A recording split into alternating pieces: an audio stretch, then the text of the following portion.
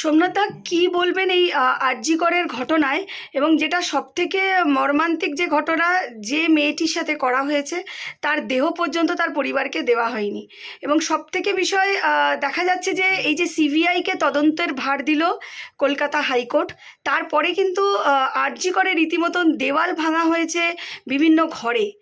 কি চাপা দেওয়ার চেষ্টা, কি মনে হয় রহস্যটা কোথায় দানা বাঁধছে? দেখুন, যবে থেকে এই পশ্চিমবাংলাতে মাননীয় মমতা বন্দ্যোপাধ্যায় ওই মুখ্যমন্ত্রীর চেয়ারটায় বসেছে, তবে থেকে বাংলায় এক একটা করে ঘটনা ঘটে যাচ্ছে।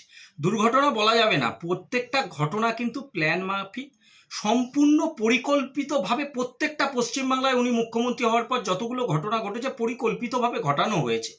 এবং ওর দেখা যাচ্ছে প্রত্যেকটা ঘটনা, সে যাদবপুর হোক, সে কামদুনি হোক, সে আপনার আজকে আরজিকর হোক, প্রত্যেকটা ঘটনার পেছনে তৃণমূল কংগ্রেসের কোনো না কোনো নেতা, মন্ত্রী, পিসির ভাই, কোনো ভাইপো, কেউ না কেউ জড়িত থাকছেই। আজকে দেখছি, আপনারা দেখেছেন এর আগেও বিভিন্ন কাণ্ডের সময় যখন কেউ দর্শন হচ্ছে তখন প্রথমে মুখ্যমন্ত্রী তার রেড বেঁধে দিচ্ছে, তারপরে যখন বেগতিক দেখে সরকার তার প্রমাণ লোপাট করার বহুবার চেষ্টা করেছে, বহু নেতা তাদেরকে বাঁচানোর জন্য, আজও মুখ্যমন্ত্রী সব কিছু পর বেগতিক দেখে রাস্তায় নেমে ন্যাকাপোনা করছে। আজকে বাংলার মানুষ, এই বঙ্গবাসী মুখ্যমন্ত্রীর রঙ্গ দেখতে দেখতে অভ্যস্ত হয়ে গেছে। আজকে দেখুন, এই যখনই কিছু ঘটছে মুখ্যমন্ত্রী একে রদবদল ওকে রদবদল, আমি বলি একে ওকে রদবদল না করে এরা তো এক একটা যাদের প্রশাসনের দপ্তরে বসে রয়েছে তারা এক একটা বুড়ে মাত্র, এক ঘর তাকে সরাচ্ছে, এই ঘরে দুর্নীতি করলো, এই ঘরে মানুষ মারলো, অন্য ঘরে গিয়ে বসাচ্ছে। এই এক ঘরে না বলি, এই পশ্চিমবাংলার যে বেগম আর বাদশাহ দুটো চেয়ার দখল করে বসে রয়েছে, এই বেগম আর বাদশাকে যদি ওই ক্ষমতাচ্যুত করে, চেয়ার থেকে বিতাড়িত করে, তাহলে পশ্চিমবাংলা আবার সেই সোনার পশ্চিমবাংলা ফিরে আসবে। আজকে দেখো, ভাবতে লজ্জা লাগছে, সারা পশ্চিমবাংলা আগে সারা বিশ্বের কাছে একটা সুনামে পরিচিত, বাংলার বাঙালি হিসাবে আমরা গর্ববোধ করতাম। আজকে এই পশ্চিমবাংলায় যা যা ঘটছে সারা পৃথিবীর মানুষ দেখছে, বিশ্বের কাছে বাংলার মান, বাংলার সম্মান মাথা নত করে দিয়েছে মাননীয় মুখ্যমন্ত্রী। তাই মুখ্যমন্ত্রীর যদি একটু লজ্জাবোধ থাকে, উনি তো পুলিশ দপ্তরেও রয়েছে, উনি স্বাস্থ্য দপ্তরে দেখছেন, তো উনি যদি একটু লজ্জাবোধ থাকে, উনি লজ্জাবোধ যদি মানুষের জন্য উনি যদি কাজ করে থাকেন, তাহলে ওনাকে ইমিডিয়েটলি পদত্যাগ করা উচিত। তাহলে ভাববো ওনার মনুষ্যত্ব বলে কিছু আছে। মুখ্যমন্ত্রী কিন্তু নিজেই সিবিআই তদন্ত চেয়েছেন। তিনি বলেছেন যদি আমাদের পুলিশ মানে কলকাতা পুলিশ তে তদন্তে আপনারা সন্তুষ্ট না থাকেন তাহলে সিবিআই তদন্ত করতে পারেন, দাবি তুলতে পারেন, কিন্তু তার আগেই মহামান্য আদালত সিবিআইকে তদন্ত ভার তুলে দিয়েছে। কিন্তু বিষয়টা হচ্ছে যে এই যে আরজি করে যিনি প্রিন্সিপাল ছিলেন, যাকে সরিয়ে দেওয়া হলো এবং অন্য জায়গায় তাকে স্থানান্তর করে তাকে সেখানের অধ্যক্ষ বা প্রিন্সিপাল করা হলো, সেখানেও কিন্তু যারা মেডিকেল স্টুডেন্ট তারা তাকে প্রিন্সিপাল হিসেবে গ্রহণ করছে না। এই প্রিন্সিপালের ভূমিকা নিয়ে বিভিন্ন মহল থেকে বিভিন্ন অভিযোগ এবং প্রশ্ন উঠছে। এই প্রিন্সিপালের কাছে কোনো কলেজ স্টুডেন্ট তারা মানে সুরক্ষিত বোধ করছে না। কি বলবেন এই প্রিন্সিপালের ভূমিকা নিয়ে, কি বক্তব্য? দেখুন, সরিয়ে দেওয়া হলো, আমি এই জায়গাটা পরিষ্কার নয়। একবার যিনি সরে গেলেন তিনি বলছে আমি পদত্যাগ করলাম, আবার মুখ্যমন্ত্রী বলছে আমি সরিয়ে দিলাম, এই বিষয়টাই ক্লিয়ার নয়। উনি পদত্যাগ করলেন না মুখ্যমন্ত্রী সরিয়ে দিলেন, এটা মানুষের কাছে ক্লিয়ার নয়।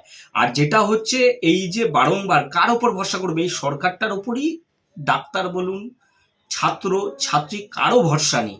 আজকে যেটা পুলিশের কথা বলছেন, এই বাংলায় আপনি দেখেছেন, আপনারা তো সংবাদ মাধ্যম, প্রত্যেকটা নিজের, আপনিও একজন নারী, আপনিও নিজের জীবনের ঝুঁকি নিয়ে সেই সংবাদ করতে গেছেন। আপনারাও বিভিন্ন জায়গায় বিভিন্ন সময় আক্রান্ত হয়েছেন এই সরকারের দ্বারায়। তো সেইখানে দাঁড়িয়ে পুলিশকে আপনার মনে হয়েছে না সেখানে তৃণমূল কংগ্রেসের ক্যাডারের ভূমিকা পালন করেছে? পুরো ঘটনাটা প্রথম দিন থেকে পশ্চিমবাংলার পুলিশ শাসকের দলদাস সে ঘটনার প্রমাণ লোপাট করার চেষ্টা করে যাচ্ছে। এটা মানুষের চোখের সামনে আন্দোলনকারীদের ওপর যেভাবে তারা হামলা করলো, যেভাবে মারলো, যারা যেভাবে অত্যাচার করলো, এটা পুলিশের ভূমিকা হতে পারে? আজকে সিবিআই কে তদন্ত দেওয়া হয়েছে, সিবিআই তদন্ত করবে কি? প্রমাণের মারফতে তারা তদন্ত হবে। তার আগে দেখুন, সমস্ত প্রমাণ লোপাট করার জন্য মুখ্যমন্ত্রী এবং তার দলদাস পুলিশ এবং প্রশাসনে যারা বসে রয়েছে লোপাট করার জন্য 3 দিনে দেখুন কোথায় কি পাঠিয়ে দেয়। কারণ এর আগে বহু দেখেছি লোপাট করতে উনি ওস্তাদ, উনি লোপাট করতে সম্পূর্ণ ওস্তাদ। এই মমতা বন্দ্যোপাধ্যায় এক সময় বলেছিল যাদের তদন্ত দেওয়া হচ্ছে, যাদের ওপর দায়িত্ব রয়েছে এই পুলিশ, তারাই তো আসামি। আজকে সেই মমতা বন্দ্যোপাধ্যায় সেই বামপন্থের যোগ্য উত্তরসূরি হিসাবে সেই দায়িত্বই পালন করে যাচ্ছে। তাই বাংলার কোনো মানুষের কোনো আস্থা নেই, বাংলার মানুষের কোনো ভরসা নেই পুলিশের উপর। বন্দ্যোপাধ্যায় যতই চেষ্টা করুক না কেন এই রাজ্যের একটা মানুষকে উনি যারা দোষীদেরকে বাঁচানোর পারবে না। আজকের মায়েরা, বোনেরা, দিদিরা রাস্তায় নামবে রাত্রিবেলা প্রতিবাদে। আমরা দেখেছি বিভিন্ন সময় অসুর, বিভিন্ন সময় রাবণ, এরা ছলবাজি, এরা ছল ধরে আসতো, কেউ মহিলা রূপে, কেউ বাচ্চা রূপে এসে ধ্বংস করতে চাইতো। কিন্তু তাদের এই রকম ছলধারী হিসাবেই মুখ্যমন্ত্রী এসছে।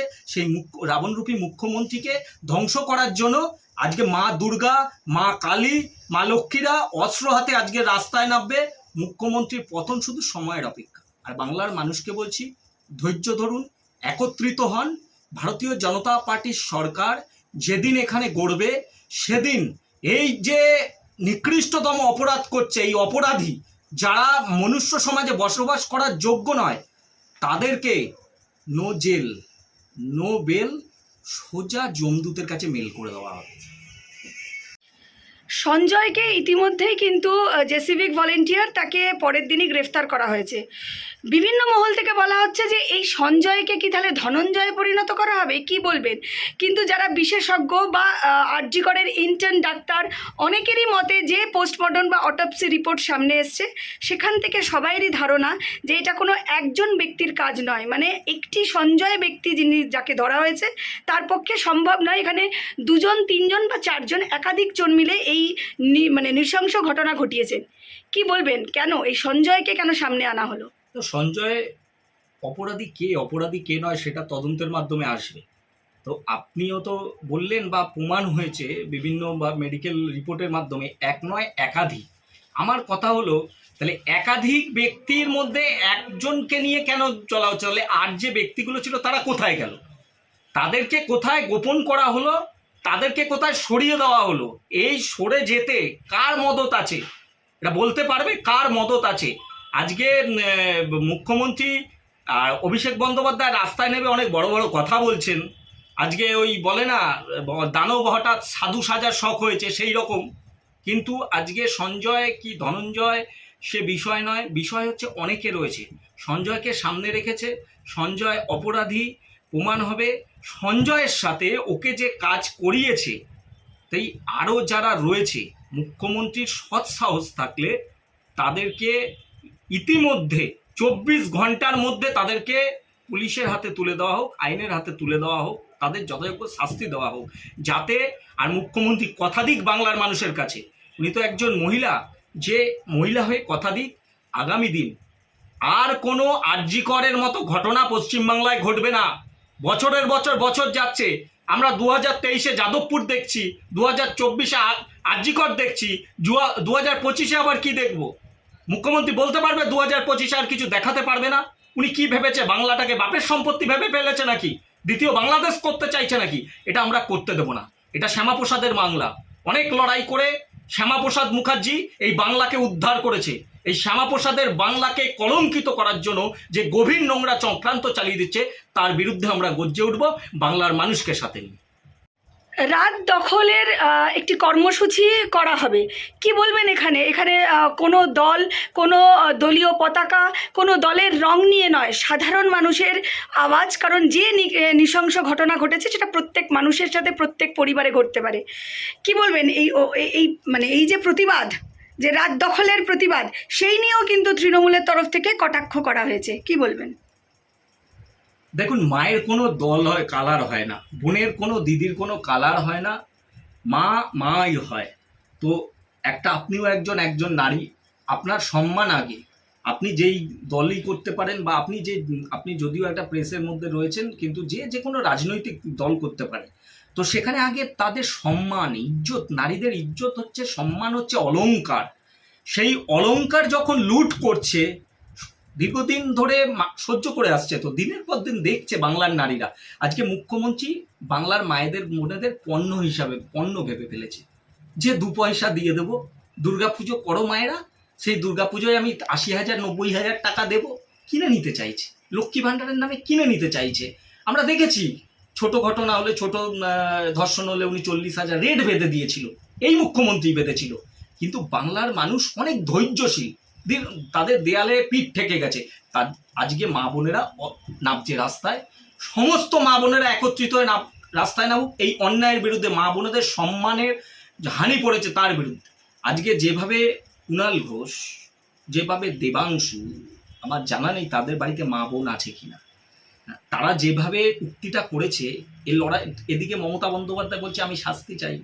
তাহলে শাস্তি যখন চায়, মমতা বন্দ্যোপাধ্যায় তো একজন নারী, তাহলে আসুক না, আজকে রাত জাগুক মমতা বন্দ্যোপাধ্যায়, আসুক এই মিছিলে মমতা বন্দ্যোপাধ্যায়, দেখি তাহলে রাত জেগে উনি আসুক, সেখানে মিছিলে হাঁটুক, প্রতিবাদ জানাক। যদি সত্যি উনি নারীদের সম্মান ফিরিয়ে দিতে চায়, তাহলে মমতা বন্দ্যোপাধ্যায়কেও আমরা আজকে রাত্রিবেলা দেখাটা আশা রাখলাম। সুব্রতদা, আগামী দিন এই যে আরজিকরের ঘটনা, সেই নিয়ে কিন্তু শুধুমাত্র পশ্চিমবাংলা অবধি সীমিত নয়, গোটা দেশ গজরে উঠেছে। আমরা দেখেছি দিল্লির এইমসেও, সেখানেও কর্মবিরতি, বিভিন্ন জায়গায় যেখানে মেডিকেল কলেজ আছে বিভিন্ন স্টেটে, সেখানকার পড়ুয়ারা রাস্তায় বেরিয়েছে। এই লড়াই কিন্তু শুধু পশ্চিমবাংলার লড়াই নয়, নারীদের সম্মান শুধু পশ্চিমবাংলা নয়, গোটা দেশ গজরে উঠছে। কি বলবেন আপনারা, আপনাদের ভারতীয় জনতা পার্টি থেকে আগামী দিন কি পরিকল্পনা? এটাই অবাক করছে, আগে সারা বিশ্বে কিছু ঘটলে পশ্চিমবাংলা থেকে মানুষ গর্জে উঠত প্রতিবাদে। পশ্চিমবাংলার মাটি ছিল প্রতিবাদের মাটি। ইংরেজকে তাড়াতেও যদি 100টা বিপ্লবী থাকতো, তার মধ্যে 90টাই বাংলার বাঙালি বিপ্লবী ছিল। কিন্তু আজকে ভাবতে অবাক লাগছে, এই পশ্চিমবাংলার যেই ঘটনাই ঘটছে সেটা কাঁটা লাগিয়ে দিচ্ছে গায়ে। ভারতবর্ষ তথা সারা বিশ্বের মানুষও হতবাক হয়ে যাচ্ছে। এটা আমাদের লজ্জা লাগছে, এই মুখ্যমন্ত্রীর নেতৃত্বে, একজন নারী মুখ্যমন্ত্রীর নেতৃত্বে।